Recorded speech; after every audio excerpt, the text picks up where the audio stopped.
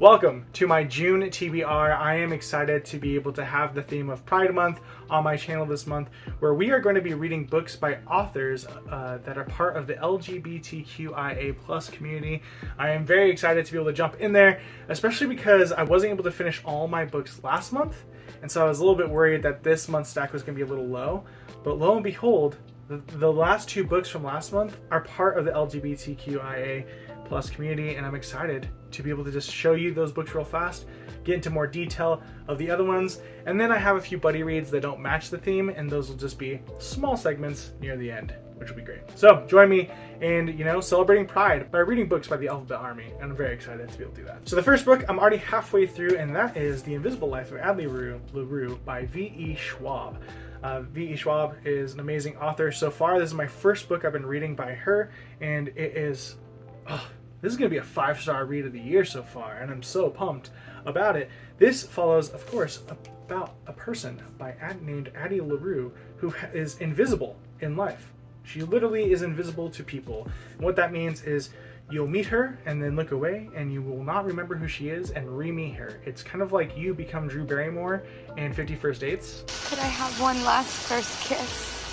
And so Addie Larue has been living this cursed life for a very long time. She has been on Earth for a while, and suddenly she meets a guy named Henry who remembers her, and it changes everything. And so this book follows those two, and it's very exciting so far. I'm enjoying it a lot. I think it's just well written and very well done. Like, you learn the rules of the curse, and then they break the rules, and then you're like, where's this story going? But I'm compelled the entire time. And so this is a fantastic book, and I highly recommend it. This is my first V.E. Schwab so far, and it's good. So that was a leftover from last month, and now we're going on.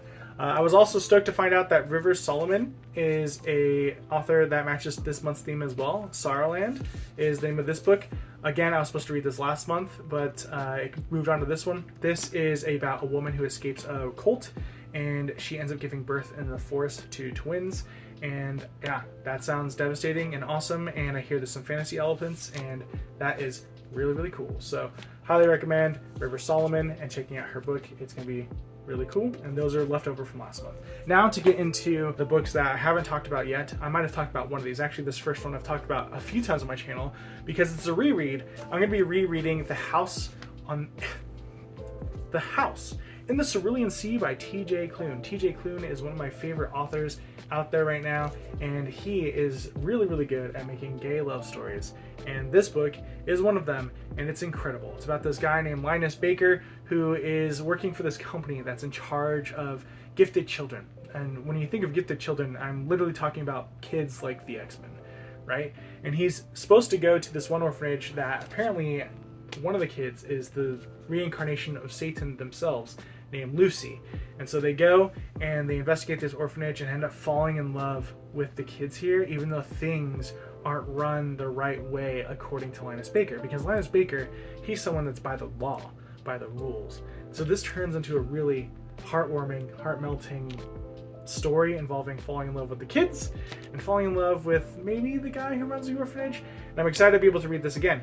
Why am I rereading it? Well, because in a couple months there'll be a sequel to this book, and I just want to be able to refresh that good old noggin to, experience it. I'm very stoked on this book. So can't wait to be able to reread that. It's gonna be a good time. Next up is a sequel I've been wanting to read for a very long time, and it just fits this month really, really well, and that is Harrow the Ninth by Tamsyn Muir. On the back, it says it all. The necromancers are back, and they're gayer than ever. Heck yeah. This book series started with a book called Gideon the Ninth, and it's about lesbian necromancers, essentially. But it didn't just start out that way. It's really complicated and complex, and it's a sci-fi novel and fantasy at the same time. Pretty much the ninth house is where Harrow and Gideon both live, and they were asked to go to this murder mystery party, essentially, where they're supposed to solve some cases, solve the puzzle of this house. And this house is in space, but it's not necessarily mechanic, I don't know, astronauts walking and it's echoing through chambers. It's like a wooden log cabin where there's everyone else that's there too, and the person who solves the puzzle essentially becomes the new god of the necromancers. Essentially, my memory is a little bit rusty. I don't know if I need to like read a Wikipedia page to refresh it, but this is what my memory is kind of summing up. The thing that gets me excited about reading the second book a lot is the ending of the first one. And I can't really spoil too much, but pretty much Gideon and Harrow first start out not being the best of friends. But when they're in this like place, when they're in doing this murder mystery type thing, they end up needing to rely on each other, and they end up becoming in sync. They end up becoming one-minded in finding their purpose and being able to accomplish something. And as they kind of meld together in finding out that purpose and solving the puzzles, something crazy happens when that merge happens. And it's something I think about all the time, at least once a week. And hopefully if you read the book, you know what I'm talking about when I'm using those keywords. I'm kind of like doing a Penn and Teller Fool Us, decoding or sending it your way. But it's so good, and it made me go like, oh my gosh, where's this series going? And so I'm very excited to be able to read Harrow's point of view. And there's another reason why I'm excited too, is that this is written in the second person. And so that is super cool, where you get to see a lot of you move this way, you move that way.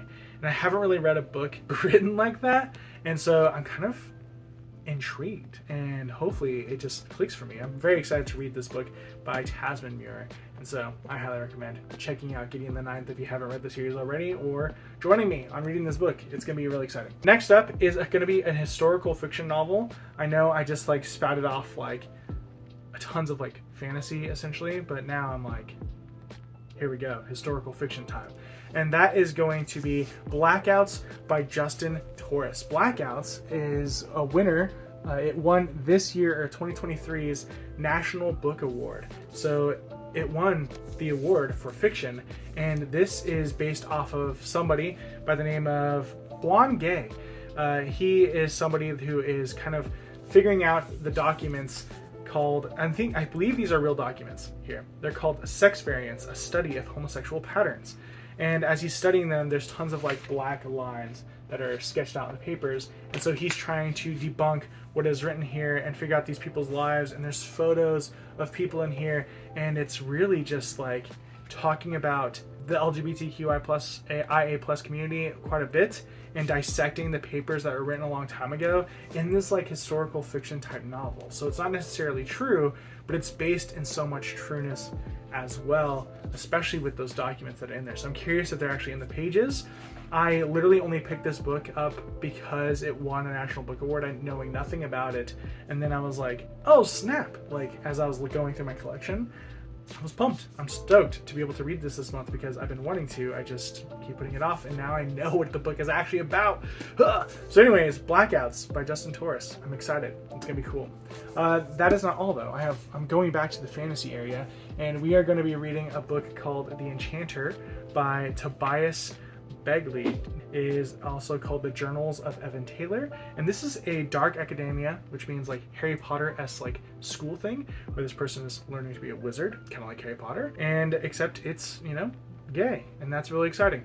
And so this is the book one of the series. The reason I picked this book out is every single month I do this thing called the Indie Author Showcase, and I showcased one of his books in my very first one that happened, I believe, in March or April, where he had the third one come out, and I got Kindle Unlimited, and lo and behold, that book was on Kindle Unlimited, and so I was like, heck yeah, I'm gonna check it out, because I've been wanting to read that series too, because some people came out and said it's really awesome. So these next two books don't match the theme, they're just buddy reads that I have, but I just want to make sure that you guys know that what I'm reading this month. And so the first one is called Undercover Bromance. I do a bromance book club with my friend, the Bookish Daddy. We do it every single month. And so this is the second book of the series. We read the first one last month by Lisa K. Adams. And this follows Braden, who's kind of a jerk. And he's trying to, you know, date this girl named Liv. And we get to find out more about this. Again, go watch the Bromance Book Club if you want to know more about what this series entails. And that's just a short snippet of it.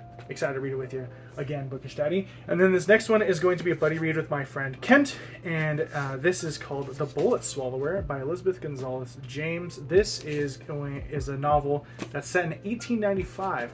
And it is kind of like a magic realism western where this guy is, you know, robbing a train, finds a book that all of a sudden is talking about his life, and tells him a little bit of the future about his life, and it blows his mind. And so I'm very excited to be able to read this book with my friend Kent. He's really into Westerns, and so we thought this would be kind of a fun, and I'm really into fantasy. So we felt like it's a cool merge to be able to do a buddy read together and read them as well. And so there you go, guys. I have 8 books that I want to try to read this month, which is a huge feat. That's a lot of books. And 6 of them are written by people from the LGBTQIA plus community. There are so many more authors in the community that are out there. These are just the ones that I happen to have and that I'm interested in reading this month from my collection. And so let me know in the comments any more that you're reading this month, or that you plan on reading, or that you know about. And I can't wait to be able to add them to my future books to read in the future, you know?